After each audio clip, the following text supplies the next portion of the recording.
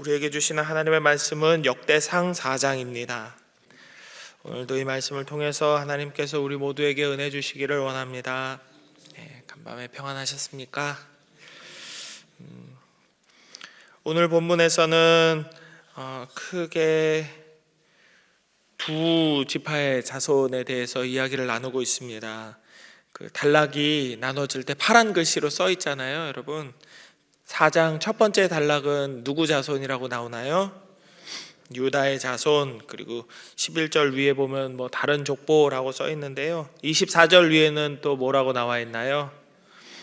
유다랑 시므온의 자손들 명단이 이렇게 나오는 겁니다. 오늘 본문 1절에 보면은 누구 나오나요?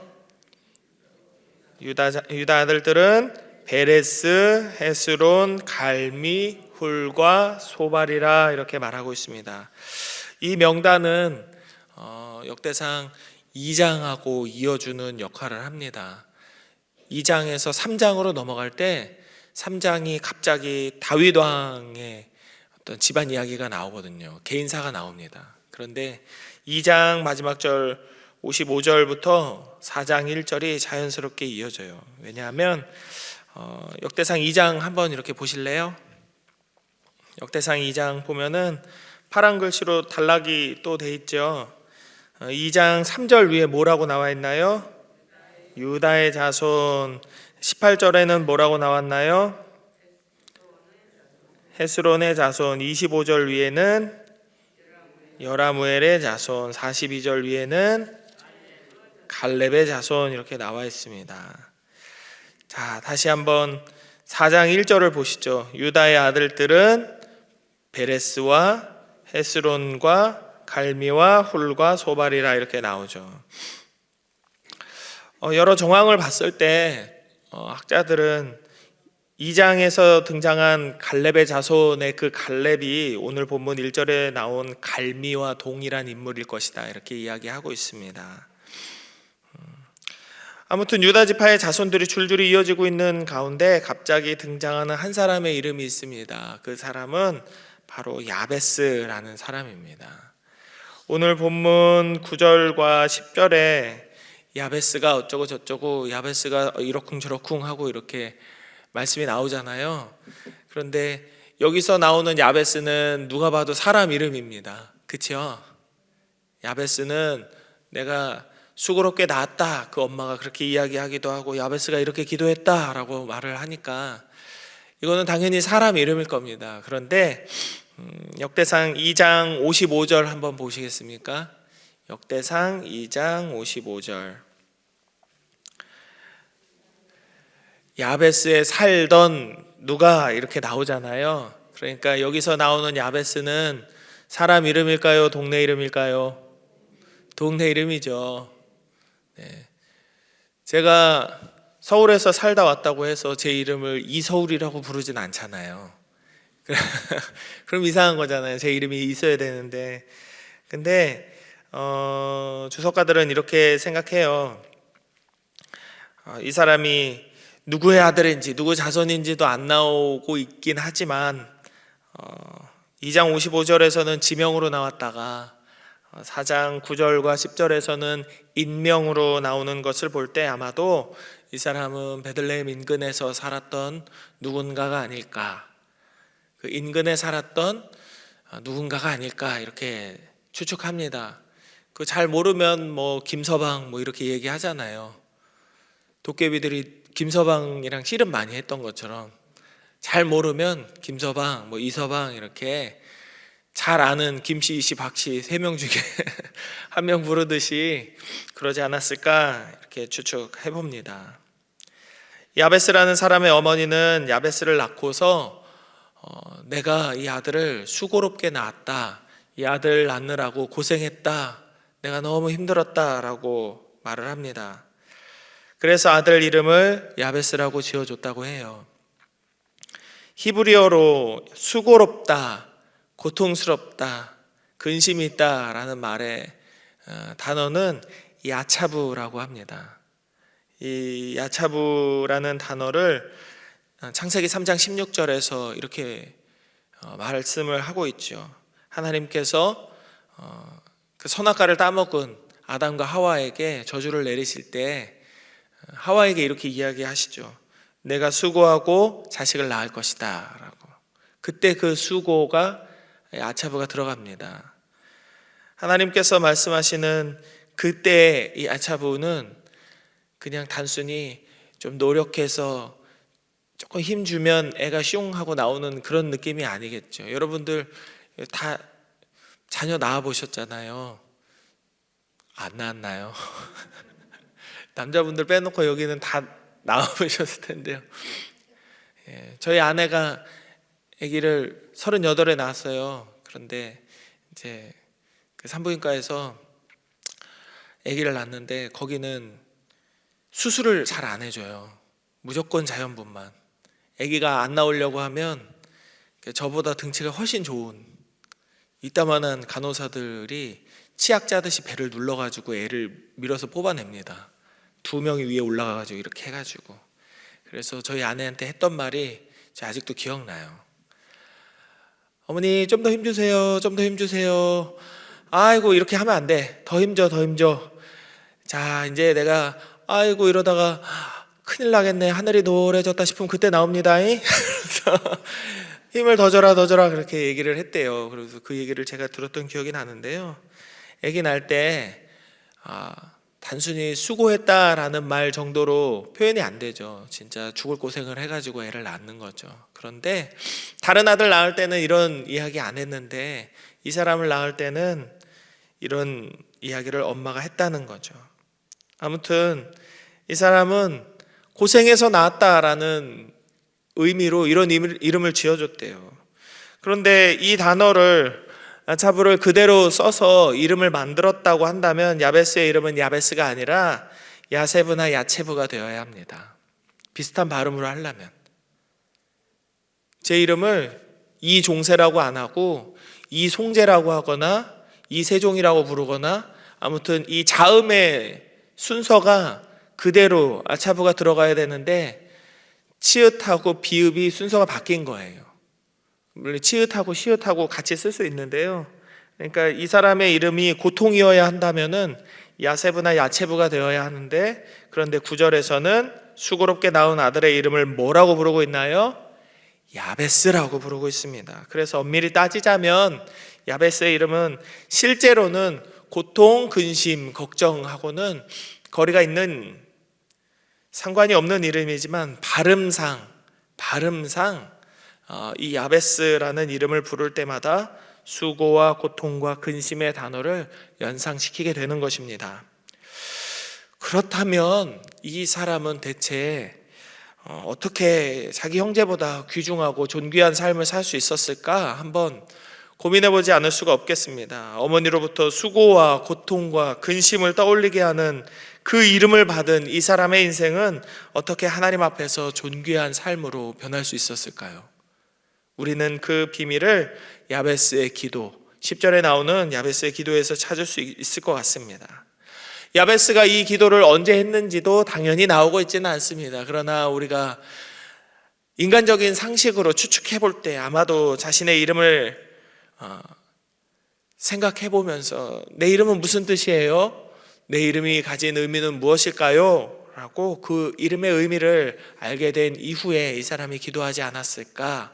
우리는 당연하게 추측해 볼 수 있는 거죠.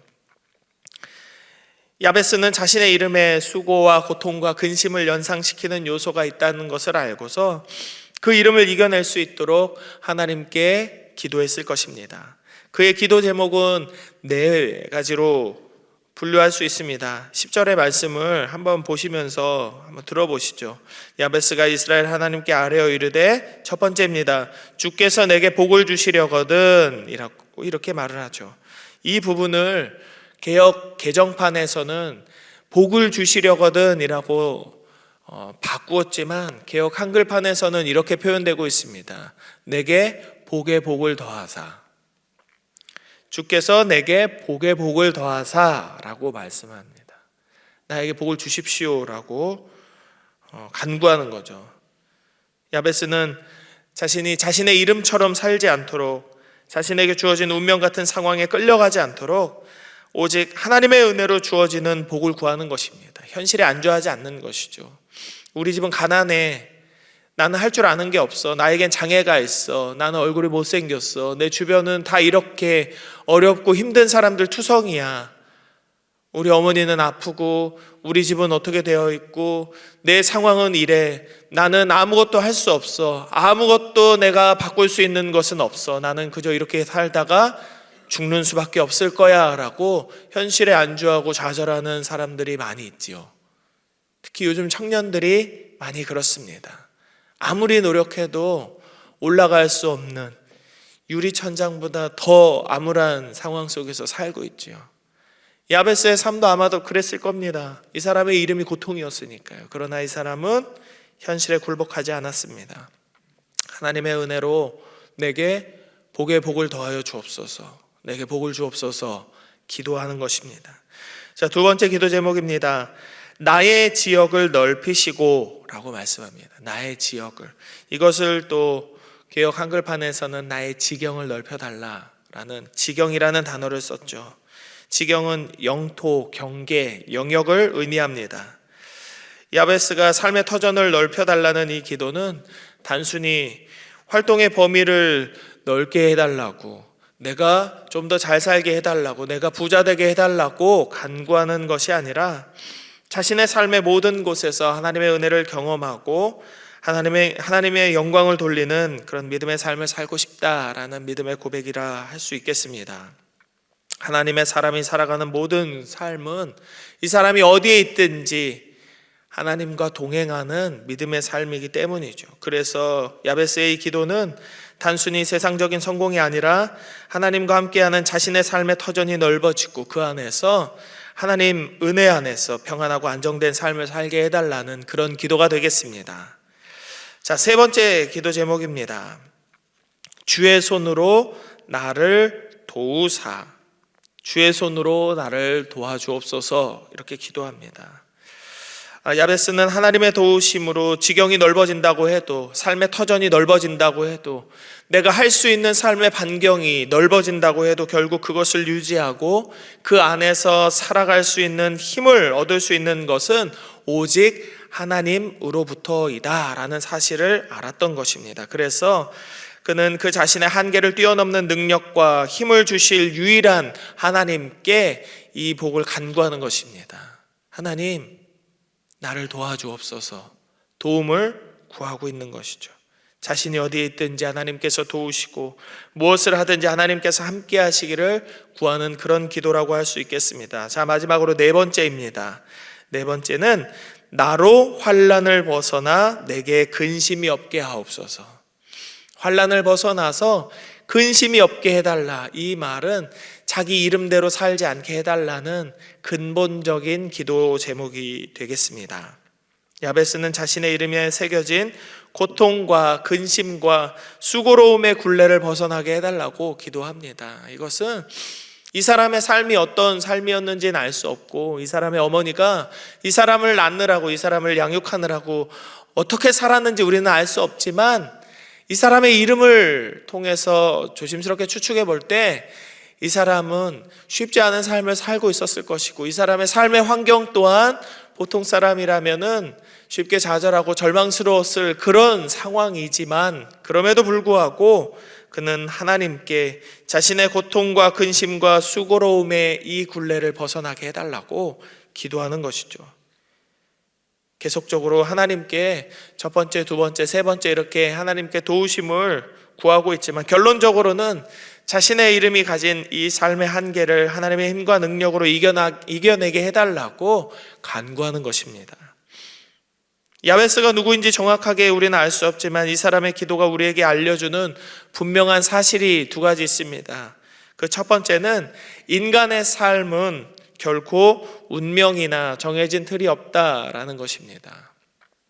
특히 우리의 자녀들이나 자손들이 자신들의 삶의 환경에 좌절하고 절망할 이유가 없다라는 사실을 그래서 우리는 알려주어야 하는 것이죠. 우리의 삶을 이끄시고 인도하시는 분은 누구실까요? 하나님이십니다. 그리고 우리의 삶의 환경과 상황들을 뛰어넘는 힘과 능력을 주시는 분이 누구실까요? 하나님이십니다. 우리가 이 사실을 알고 있다면 우리의 선택은 오직 한 가지가 되겠습니다. 우리 인생의 나쁜 것들을 그저 치워달라는 미신적인 기도가 아닌 하나님의 은혜로 부어주시는 하나님의 사랑 안에서 하나님과 동행하는 믿음의 삶을 살게 해달라는 그런 기도와 간구가 되겠습니다. 그러면 하나님이 우리의 방패가 되어주시고 우리의 힘이 되어주시고 우리의 능력이 되어주실 것이기 때문이죠. 설령 우리의 이름이 고통과 근심과 수고로 불릴 정도로 힘든 삶을 살고 있다고 해도 상관없습니다. 하나님은 우리를 반드시 평안으로 인도하시고 우리의 지경을 넓혀주실 것이고 우리를 도우시는 하나님의 손을 멈추지 않으실 것을 믿으시기 바랍니다. 두 번째로 이 사람의 기도를 통해서 우리가 알 수 있는 사실은 하나님께서 우리와 함께 하시면 고난과 역경도 은혜로 바뀔 수 있다는 사실입니다. 인간은 누구나 본능적으로 고통을 두려워합니다. 고난을 무서워하고 피하려고 합니다. 그래서 하나님을 믿지 않는 사람들은 이 고통을 벗어날 수 있는 방법으로 부적을 써보기도 하고 우상에게 기대어 힘을 빌어보기도 합니다. 그러나 그것들은 아무런 힘이 없을 뿐더러 근본적으로 우리 삶에 역사하시는 하나님의 뜻을 알게 하지 못합니다. 하나님의 뜻을 알게 된 인간은 하나님의 관점으로 세상을 볼 수 있게 됩니다. 그리고 그런 사람은 무엇을 하지 않아도 하나님 앞에서 귀중하고 존귀한 자로 여겨지게 됩니다. 9절과 10절을 오늘 댁에 돌아가서 한 20번 읽어보시기 바랍니다. 야베스가 무슨 일을 했는지 찾아오시는 분은 제가 짜장면 사드리겠습니다. 야베스가 뭘 했는지 아무런 말을 하고 있지 않습니다. 아무런 언급이 없습니다. 야베스가 나라를 구했다라고도 말하고 있지 않고 야베스가 엄청난 일, 대단한 일을 했다라고 그의 성취에 대해서 그의 인생의 어떤 열매와 업적에 대해서 아무런 언급을 하고 있지 않습니다. 그저 그를 존귀한 자로 여기고 있습니다. 왜 그럴까요? 그것은 그가 하나님과 동행하는 자녀이기 때문에 그렇다라고 저는 생각합니다. 사랑하는 여러분, 우리의 삶은 우리에 대해서 끝나지 않습니다. 아이고 나 죽으면 끝이지 뭐 하지 않아요. 나의 자녀, 자손들에게로 그 영향력이 흘러갑니다. 그래서 낙심과 절망의 삶을 살고 있는 사람이라도 그저 멍하니 그 자리에 있으면 안 되고요. 지금 내가 만족한 삶을 살고 있다고 하더라도 절대로 자만하거나 교만한 마음을 가져서는 안 되겠습니다. 우리의 삶이 다른 누군가, 특히 우리의 자손들에게 흘러가는 영향력의 통로라는 것을 우리가 깨닫는다면 우리의 삶은 분명히 달라져야 합니다. 그 달라짐의 시작은 기도인 것이죠.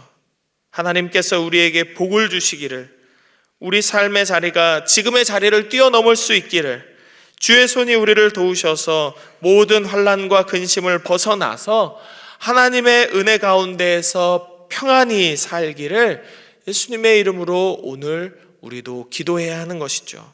그럴 때 10절의 마지막 부분입니다. 하나님이 어떻게 했대요? 그가 구하는 것을 허락하셨다. 그럴 때 하나님은 구하는 모든 것을 우리에게도 허락하실 줄 믿으시기 바랍니다. 오늘 이 믿음으로 기도하겠습니다. 우리 자녀들이 이렇게 살게 해달라고 기도하겠습니다. 우리의 현실에 안주하지 않고 하나님께서 우리를 도우시도록 담대하게 기도하십시다. 우리가 우리의 욕심이 아닌 하나님의 뜻 안에서 살기를 원한다면 예수님의 이름으로 기도하는 모든 것을 예수님의 약속처럼 응답하여 주실 것입니다. 하나님께서 우리 모두에게 은혜 주시기를 주의 이름으로 축복합니다. 함께 기도하겠습니다. 이 시간 기도하실 때에는 하나님께 자비와 긍휼을 구하면서 주님, 우리의 모든 것을 하나님께 맡깁니다. 하나님, 우리에게 복을 주시고 우리의 삶의 지경을 넓혀주시고 우리를 도우셔서 우리가 모든 환난과 두려움과 걱정과 염려 가운데에서 벗어나 평안한 삶을 살게 하여 주옵소서 기도하시기 바랍니다. 그리고 두 번째 기도 제목입니다. 이번 주에 시작될 항전직 선거를 통해서 하나님을 온전히 경외하는 자들이 직분자로 서게 하시고 바른 판단을 우리 모두가 할 수 있도록 은혜 내려 주옵소서 기도하십시다. 그리고 마지막으로는 담임 목사님의 건강을 회복시켜 주시고 앞으로의 사역 가운데 주의 성령 충만하게 부어주시도록 기도하면 좋겠습니다. 우리 세 가지 놓고 함께 기도하겠습니다. 하나님, 오늘도 주의 말씀 앞에 나와서 기도할 수 있도록 은혜 주심을 감사를 드립니다. 우리가 오직 야베스의 기도와 같이 하나님의 은혜를 구하는 자 될 수 있게 하여 주시옵소서. 우리에게 복을 주시기를 원합니다. 우리의 지경을 넓혀주시기를 원합니다. 주의 손으로 우리를 도와주시기를 원합니다. 우리가 환난을 벗어나 근심 없이 주님 안에서 평안한 삶을 살기를 원합니다. 하나님, 우리가 주님 뜻대로 살아갈 수 있도록 매일매일 주님의 음성을 듣게 하여 주시고 주의 뜻이 무엇인지 분별할 수 있는 은혜를 허락하시고 그 진리 가운데서 살아갈 수 있는 믿음과 힘과 용기를 얻게 하여 주옵소서. 사랑하는 우리의 자녀 손들에게도 이 믿음이 흘러갈 수 있도록 아버지 허락하여 주시옵소서. 저들이 살아갈 앞으로의 날들 가운데에서 저들이 두려움과 걱정과 염려와 고통과 수고로움을 벗어나서 오직 하나님 은혜 안에서 평안을 누리며 살아갈 수 있도록 주여 저들과도 함께하여 주옵소서. 이번 주부터 시작되는 항전직 선거가 있습니다. 하나님을 온전히 경외하는 이들이 직분자로 설 수 있기를 원합니다.